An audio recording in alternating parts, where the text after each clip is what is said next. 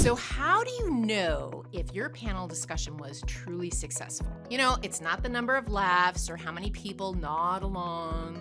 But what is it? It's the takeaways. I'm Kristin Arnold, and I'm a professional panel moderator. And if your panel isn't delivering actionable insights, it is time to rethink your strategy. But how do you make that happen? Stick around or click the link below.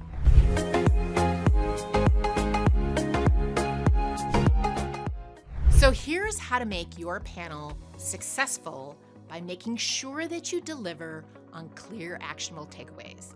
The first one is ask your panelists what their top 3 talking points are, and then make sure that they've converted them, they've twisted them a little bit to make sure that it's focused on actionable takeaways. And as you're doing that, ask your panelists to think about a specific example or story that connects to each of those talking points because, well, you know, frankly, people remember stories more than the talking point. And then as a moderator, summarize those key points that are really important throughout so that what matters most is repeated frequently during the panel. At the end, provide a clear call to action about what the audience should do, think, or feel so that they are willing and actually excited about sharing it either on social media or sharing it with each other in the hallway so that you have the buzz that tells you, oh my gosh, this panel was awesome.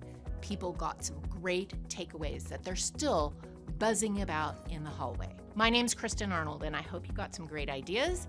Add some comments below, subscribe to the channel, and if you're interested in more information about how to moderate a panel, just go to howtomoderateapanel.com and you'll see a free video course waiting for you. Thanks for watching.